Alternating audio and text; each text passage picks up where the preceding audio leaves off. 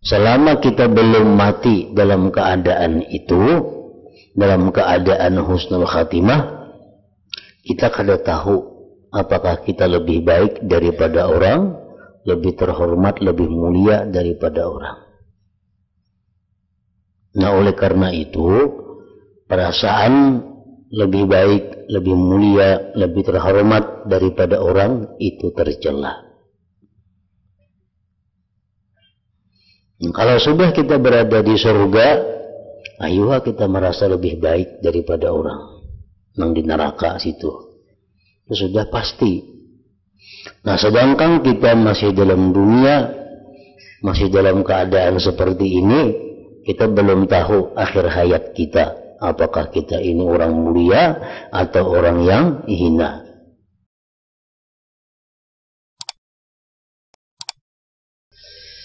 Pekerti jelek yang satu ini, perilaku yang jelek yang satu ini takabur. Tidaklah seperti pekerti-pekerti jelek lainnya yang membuat cacat amal dan merugikan masalah-masalah cabang agama. Tetapi pekerti takabur ini membahayakan masalah pokok agama iman, membuat cacat agama dan i'tikad. Artinya kalau perilaku buruk yang lain seperti dengki,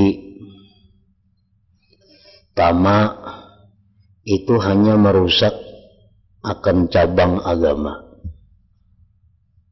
Tetapi kalau takabur ini merusak pokok agama, membuat cacat i'tikad seseorang.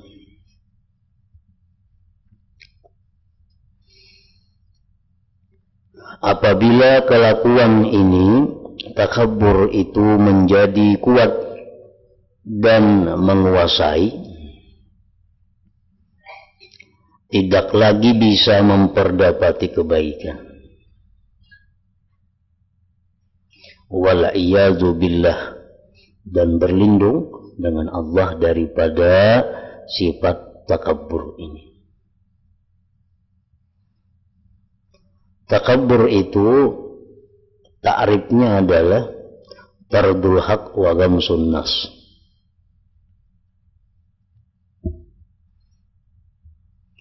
Tardul haq wa ghamsun nas. Tardul haq artinya menolak yang benar dan menghinakan manusia. Nah, itu takabur. Menghinakan manusia baik dengan perkataannya, baik dengan tingkah lakunya, baik dengan tulisannya, baik dengan matanya, baik dengan kaki tangannya.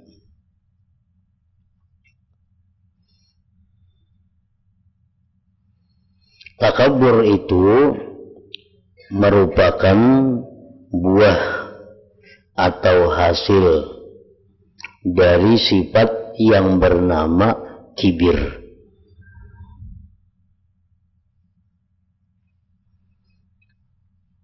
Tidak ada takabur kalau tidak ada kibir itu.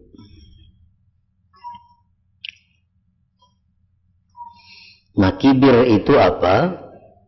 Kibir itu merasa dirinya lebih mulia daripada orang lain, merasa dirinya lebih suci daripada orang lain, atau merasa dirinya lebih hebat daripada orang lain, atau merasa dirinya lebih terhormat daripada orang lain.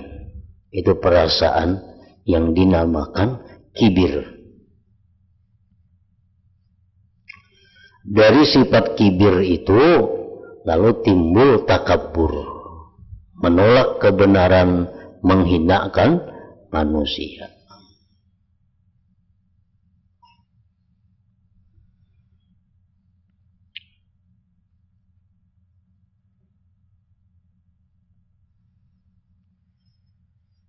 Kenapa kita kada boleh merasa lebih baik, lebih mulia, lebih terhormat daripada orang lain? Karena perkara mulianya kita, terhormatnya kita, itu ditentukan waktu kita sakaratul maut atau akhir hayat kita. Kalau kita akhir hayat atau mati dalam keadaan husnul khatimah, nah di situ kita baru mulia, di situ kita baru terhormat, di situ kita baru lebih baik. Selama kita belum mati dalam keadaan itu, dalam keadaan husnul khatimah, kita kada tahu apakah kita lebih baik daripada orang, lebih terhormat, lebih mulia daripada orang. Nah, oleh karena itu, perasaan lebih baik, lebih mulia, lebih terhormat daripada orang itu tercela.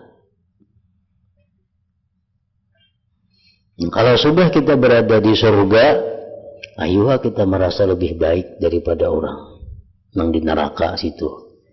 Itu sudah pasti. Nah, sedangkan kita masih dalam dunia, masih dalam keadaan seperti ini, kita belum tahu akhir hayat kita, apakah kita ini orang mulia atau orang yang hina.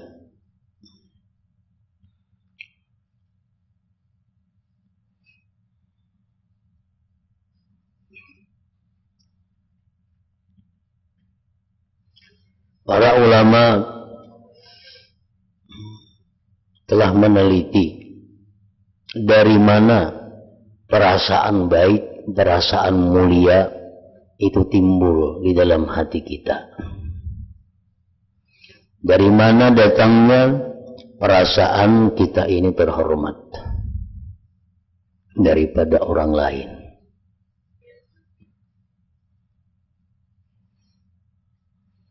Walaupun dari pembantu kita, walaupun dari buruh kita, walaupun dari susuruhan kita, walaupun dari orang gila, kita merasa bahwa kita lebih baik daripada inya, itu ngarannya adalah kibir. Karena akhir hayat kita belum tahu kita akan lebih baik daripada inya atau inya lebih baik dari kita. Kita kada tahu menjelang akhir hayat itu. Jadi merasa bahwa kita ini lebih baik dari seseorang, siapapun orang itu, maka itu perasaan disebut kibir. Dan itu termasuk dosa yang besar.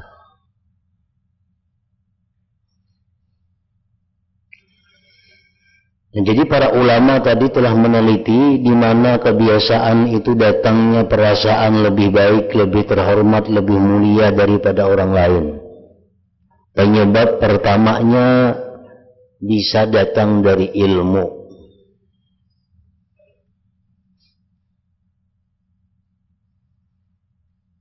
Merasa diri kita berilmu, merasa diri kita punya pendidikan, merasa diri kita punya titel, lalu kita merasa bahwa kita ini lebih mulia daripada yang lain. Nah, dari ilmu itu seringkali datang sifat kesombongan, sifat kibir tadi. Karena kita sekolah tinggi, lalu kita menghinakan yang sekolah rendah. Karena kita sarjana, lalu merasa mulia daripada orang yang sekolah hanya tamat SD atau SMP sejenisnya. Nah, jadi yang sangat sering sekali bahwa kesombongan itu datang karena ilmu.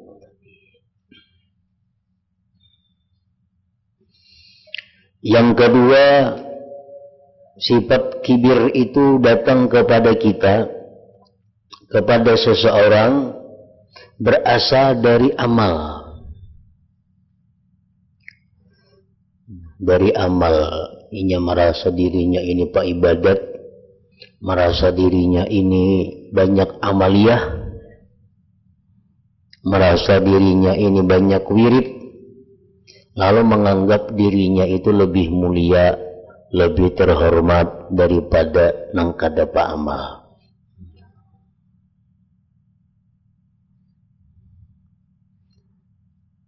Nah, itu satu kesalahan.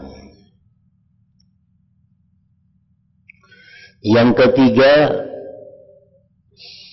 di mana kesombongan itu datang berasal dari nasab, dari keturunan. Merasa diri ini keturunan orang alim, merasa diri ini keturunan orang mulia, merasa diri keturunan bangsawan, lalu menganggap dirinya lebih mulia daripada orang biasa. Nah, ini kesombongan. Abahku alim, kaiku alim, datuku alim, apalagi nah datun itu alim sampai ke Nabi Adam alim, macam kada. Nah, lalu merasa diriku lebih hebat daripada yang lain. Jadi dari keturunan itu seringkali membuat orang sombong.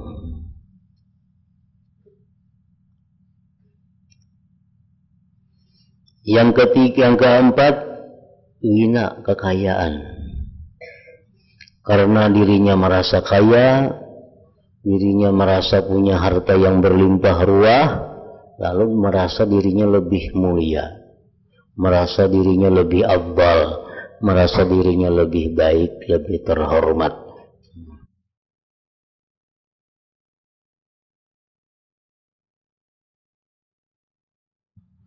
Yang kelima, quwwah, kekuatan. Merasa dirinya lebih kuat.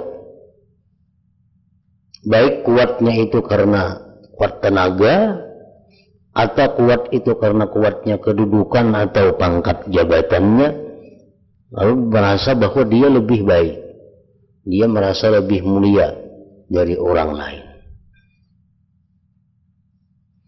Dan di situ pintu-pintu di mana kesombongan datang. Yang keenam, jamal,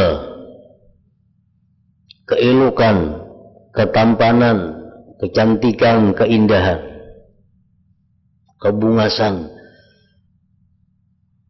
Merasa dirinya itu paling bungas di kampung itu, lalu ia merasa paling mulia, paling hebat, paling harap. Ada hakon bakawan bila ada bungas kawannya. Kenapa? Karena merasa dirinya baik.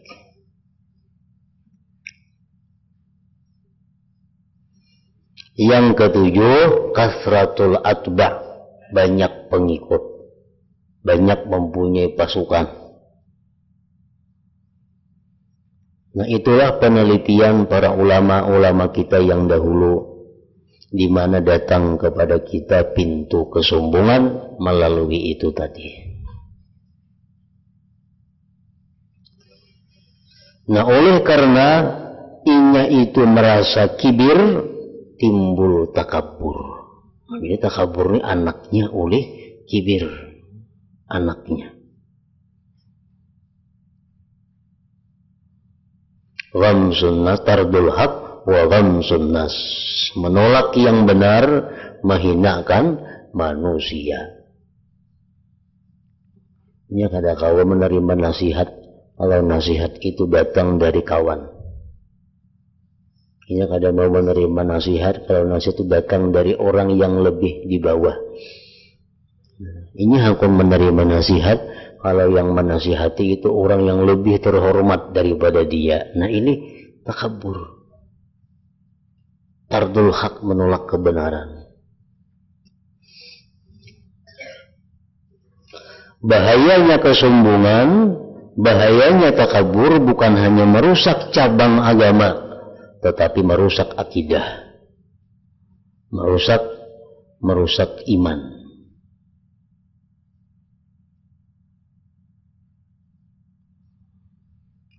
Ujar orang, gawian ikam itu kada boleh. Jangan lagi macam itu. Bah, ada kawa kok. Siapa kamu mengerti aku? Atap kugawi. Nah, ini menolak kebenaran. Ujar orang, itu kami melarang ikam mangka itu karena Quran. Allah Ta'ala melarang, jangan macam itu. Rasulullah melarang, ikam jangan macam itu. Nah, siapakah? Pokoknya aku ada hendak tuh bang. Nah, ini merusak iman, membuat inya kafirin menjadi orang kafir. Itu akibat dari kesombongan. Dinasihati dalam hadis ni Rasulullah mengatakan ikam jangan nangka itu kada baik. Itu Quran pulang mengatakan ikam kada bagus macam itu. Salah, ini Quran ayatnya ini. Kada kawan ang Quran kenapa pokoknya kok kada hendak. Nah, karena kesombongannya. Jadi masalah sombong bukan hanya merusak cabang agama, tetapi i'tikad akidah. Iblis contohnya aba wastakbara wa kana minal kafirin.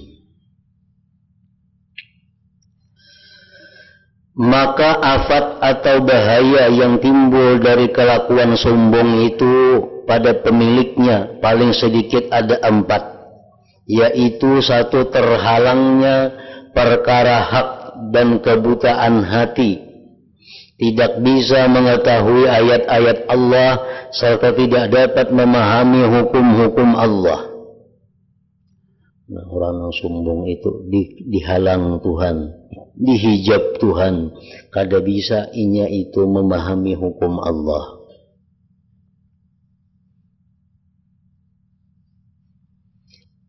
Allah Ta'ala berfirman, sa'asrifu an ayati alladzina yatakabbaruna fil ard bighairil haqq.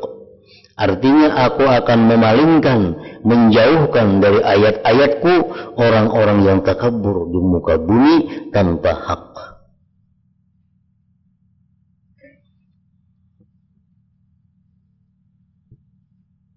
Dan firman Allah Ta'ala, kadzalika yatba'u Allahu 'ala kulli qalbin mutakabbirin jabbar. Artinya demikianlah Allah mematri, menutup setiap hati yang takabur lagi kejam. Orang yang takabur dipatri Allah hatinya daripada kebaikan, daripada nasihat, daripada ilmu.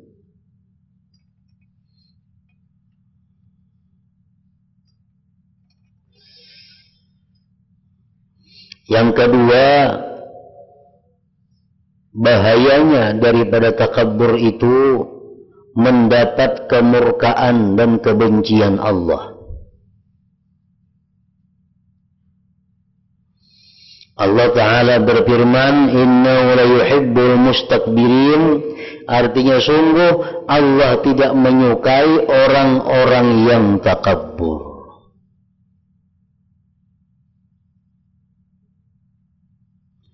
Bila Allah sudah kadang menyukai seseorang, maka amal ibadah apapun yang dilakukan seseorang itu ditolak oleh Allah.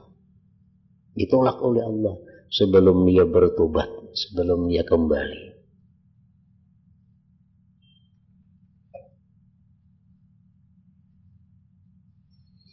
Innahu la yuhibbul mustakbirin. Allah tidak menyukai orang-orang yang takabur.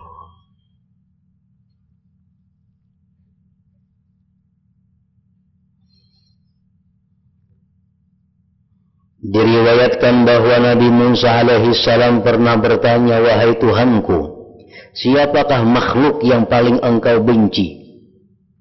Allah Ta'ala berfirman, orang yang takabur hatinya. Orang yang merasa hebat, orang yang merasa dirinya lebih mulia dari orang lain, kasar lisannya, sambatannya kada nama baiknya, sipit matanya,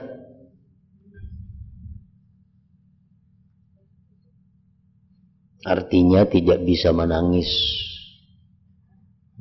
Kadang mau menangis terhadap kesalahan, terhadap dosa yang pernah dilakukannya. Pelit tangannya, kikir, bakhil, dan jelek akhlaknya. Nah, itu orang-orang yang tidak disukai Allah. Yang pertama, orang yang takabur hatinya tadi.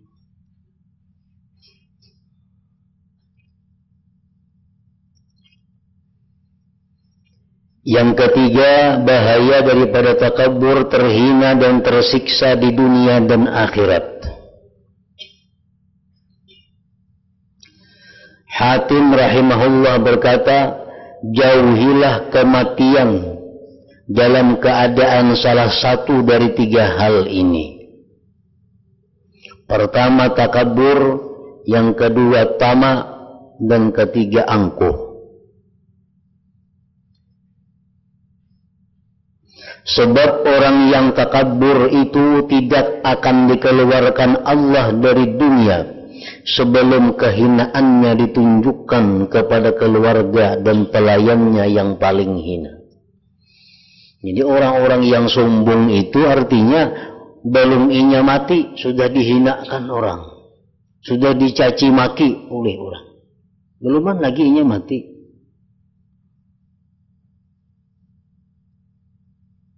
Nah, orang yang sombong itu tidak akan dikeluarkan Allah dari dunia sebelum kehinaannya ditunjukkan kepada keluarga dan pelayannya yang paling hina.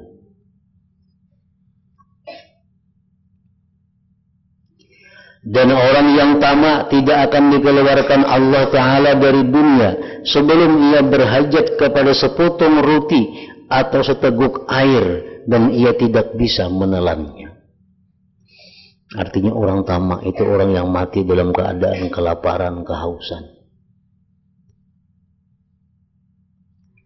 Sedangkan orang yang angkuh tidak akan dikeluarkan Allah dari dunia sebelum diguling-gulingkan kepada air kencing dan kotorannya.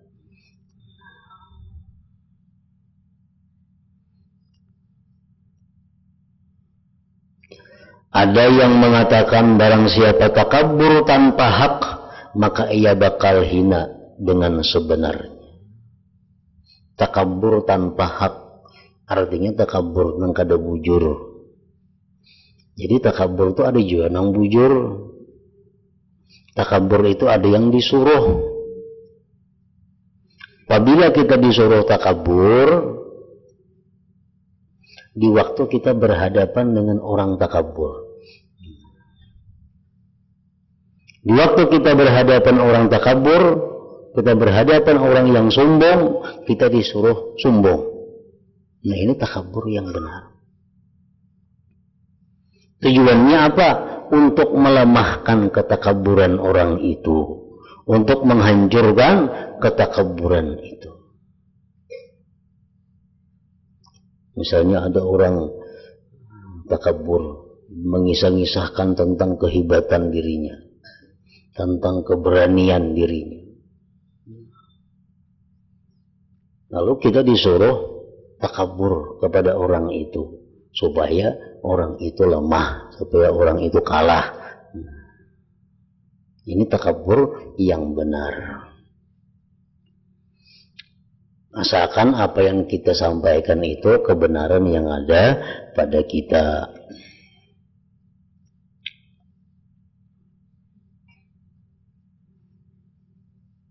Misalnya orang sombong dengan ilmunya, hanya berbadah bahwa aku ini hafal ini, aku hafal itu, semuaan kadang samanya lawan aku aja saya pun hafal, umpamanya ujarnya. Nah kita, sedangkan kita lebih banyak daripada inya hafalan-hafalan, nah kita disuruh lebih daripadanya. Banyak aku pada ikan kan 3-nya hafal, aku 8. Untuk mengalahkan ketakaburannya itu. Orang yang berpada kuat, berpada jagau. Aku pernah mempiling si Anu aku tampiling, si Anu tokoh aku makan. Baik-baik aku macam bunuh sudah. 5 nang aku bunuh, aku 12 nang aku bunuh. Nah, makanya asal bujuran disuruh kita menyombongi orang yang sombong itu takabur yang benar ngarannya. Yang dicela ini takabur yang kada benar tadi. Yang keempat, bahayanya takabur mendapat bagian neraka dan siksa di akhirat. Sesuai dengan apa yang diriwayatkan bahwa Allah Ta'ala berfirman dalam hadis kursi, Al-kibriya'u ridai wal azamatu izari faman naza'ani fi wahidin minhuma adkhaltuhu nara jahannama. Maksudnya sifat besar adalah sifatku, jar Tuhan. Tuhan yang punya sifat besar itu dengan namanya Al-Kabir. Juga keagungan adalah sifatku dengan namanya Al-Azim. Karena itu barang siapa merebut salah satu di antara keduanya dariku, maka aku akan memasukkannya ke neraka jahanam. Itu sifat Allah.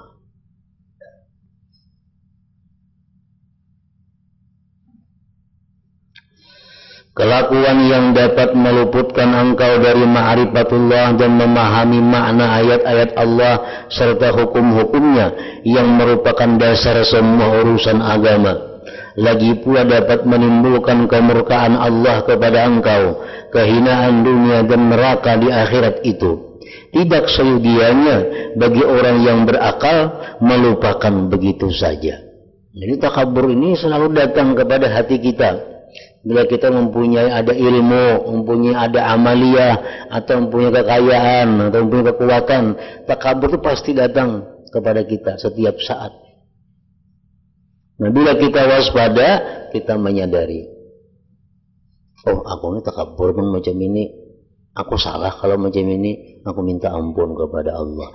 Nah, jadi hati kita selalu diawasi, dijaga daripada sifat takabur ini. Takabur itu datang kepada kita pertama kali, itu masih dimaafkan oleh Allah. Nah, kalau diteruskan, nah hanya dicatat sebagai takabur. Umpamanya kita duduk, kita merasa orang berilmu, atau kita merasa orang kaya, atau merasa pejabat yang tinggi, merasa mulia. Tiba-tiba datang menghampiri kita orang yang hina, orang miskin, orang hina, datang, duduk menatai kita. Nah, kadang-kadang syaitan datang kepada kita membisiki, wah, ini kok cocok kawan ikan duduk di situ. Ikan orang besar, ikan orang mulia. Sampai ikan aku duduk bertatai lawan orang hinaan itu. Nah, itu bisikan syaitan datang kepada kita. Mesti kita lawan, mesti kita ubati. Kalau kita rusakkan, bisikan itu membawa kita kepada kesombongan tadi.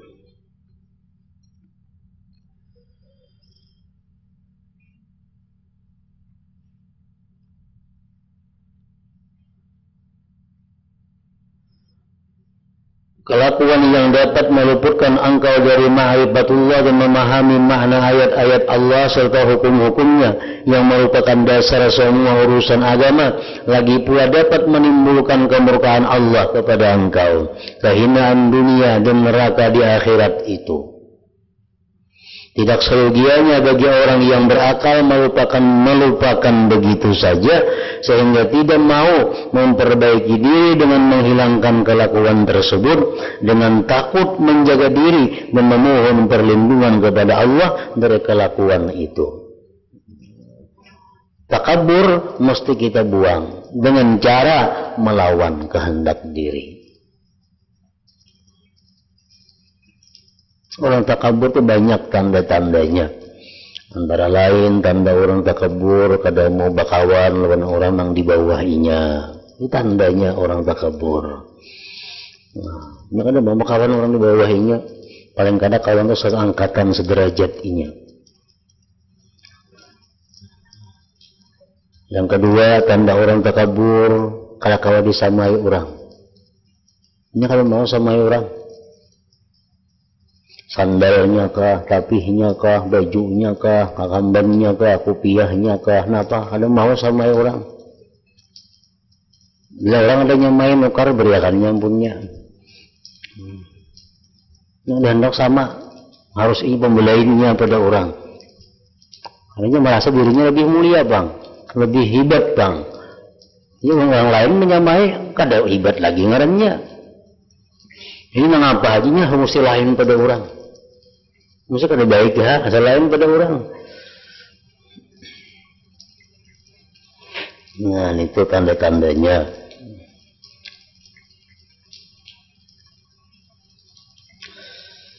Semoga Allah berkenan menjaga kita semua dan memberikan pertolongan dengan anugerahnya.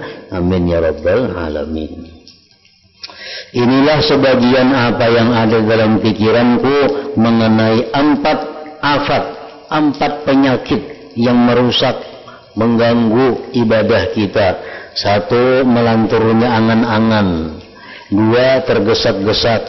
3. Dengki. 4. Takabur. 1 saja di antaranya sudah demikian jelek, apalagi keempat-empatnya. Sebutin saja ada kita antara 4 itu sudah hancur berantakan ibadah kita. Apalagi dengkinya ada, sombongnya ada, maginnya.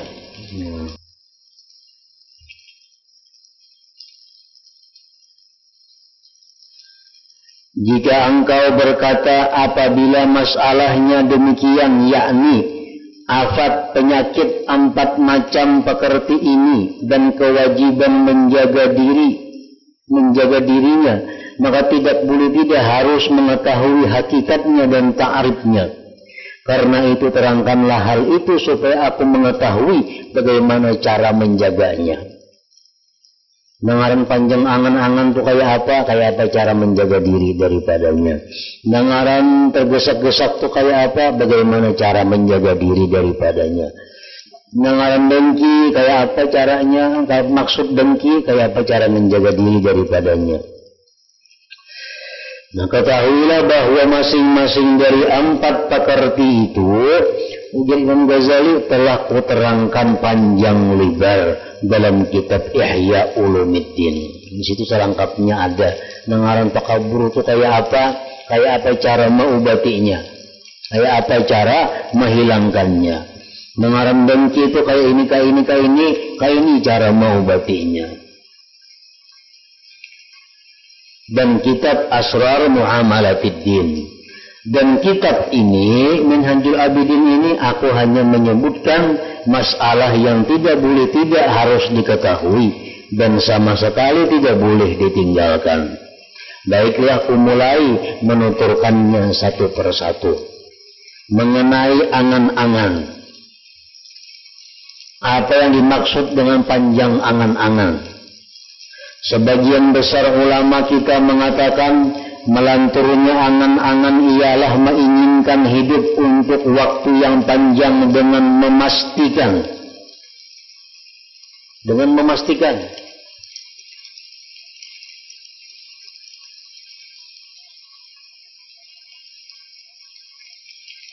Itu sudah panjang angan-angan. Walaupun hari itu juga. Kayaknya kamarian. Kubayari, kena kamarian kulitangi, kena isok, memastikan itu ngarannya panjang angan-angan dan itu dosa.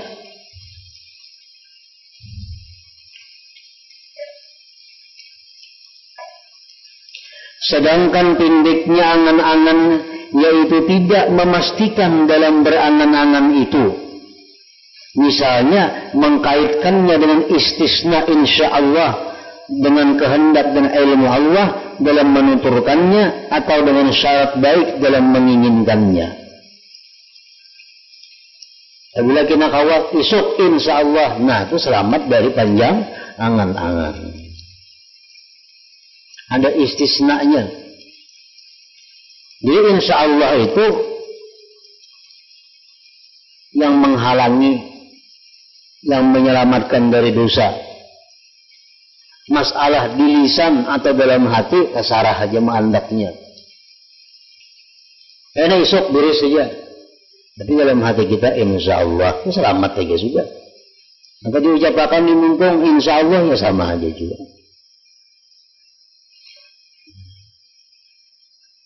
Dengan demikian bila engkau menyebut-nyebut hidup engkau umpamanya, aku masih akan hidup sesudah tarikan napas yang kedua, atau jam yang kedua, atau hari yang kedua, dengan memastikan, maka engkau dinamakan orang yang melanturkan angan-angannya. Hal ini merupakan maksiat, karena yang demikian berarti memastikan perkara gaib. Berdosa itu. Untunglah gara-gara nih isuk diris. Nah, pasti. Sedangkan memastikan perkara yang kita kada tahu hukumnya adalah haram. Isuk tuh gaib lagi, tahulah kita. Tidak memastikan berdosa. Nah, jadi itu ngarannya panjang angan-angan.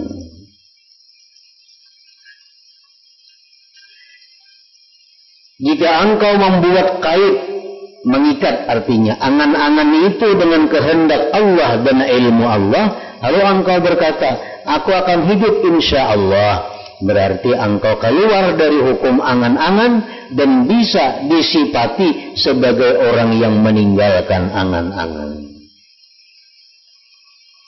Karena tahun akan datang, kutentung akan insya Allah. Nah, selamat. Walaupun setahun lagi, tapi berbuat insya Allah, selamat daripada panjang angan-angan. Jadi semacamnya wajib kita berinsya Allah itu. Cuma kada wajib dituturkan di mulut. Anda kada dalam hati sudah cukup.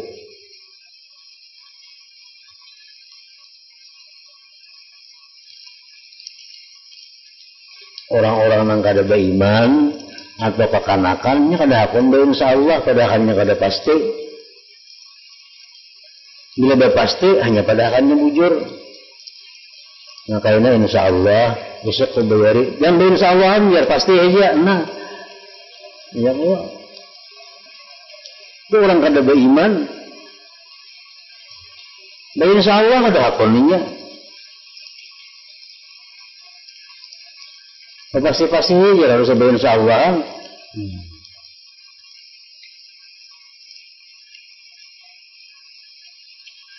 Begitu pula jika engkau menginginkan hidup hingga waktu kedua secara memastikan, maka engkau disebut orang yang panjang angan-angan. Tetapi kalau engkau membuat kait terhadap keinginan engkau itu dengan syarat baik, maka engkau keluar dari hukum angan-angan dan disebut orang yang tindik angan-angannya, karena engkau tidak memastikan dalam keinginan engkau. Karena itu tinggalkanlah memastikan dalam menyebut kekekalan dan menginginkannya. Kalau sepanjang angan-angan lagi, aku ini hendak dan hidup 10 tahun lagi berumur. Nah, itu panjang angan-angan ngarannya. Dalam hati kah, di mulut kah, aku hendak dan hidup lagi 1000 tahun umpamanya. Nah, itu panjang angan-angan. Atau aku hendak dan lagi hidup 1 tahun lagi. Nah, itu panjang angan-angan. Supaya selamat kayak apa? Dikait dengan jika baik. Nah, kalau dibuat jika baik, selamat dari panjang angan-angan. Contohnya, aku ini kepingin lagi hendak berumur 10 tahun. Jika itu baik, nah selamat daripada panjang angan-angan. Amun ditinggal jika baiknya, panjang angan-angan.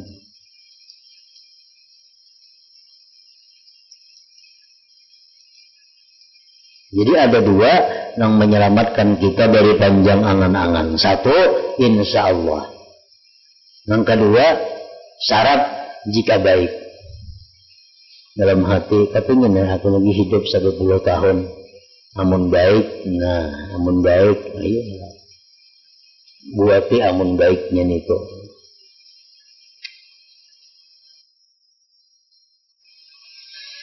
Yang dimaksud menyebut adalah keinginan hati, yakni memantapkan dan menetapkan pada hati untuk meninggalkan perbuatan memastikan itu.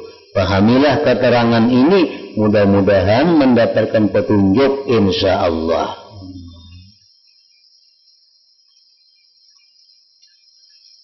Nah, jadi kada baik kita hendak panjang umur dalam dunia ini. Anda kepingin di umur 10 tahun ke 20 tahun hanya mati. Kada baik nih kok.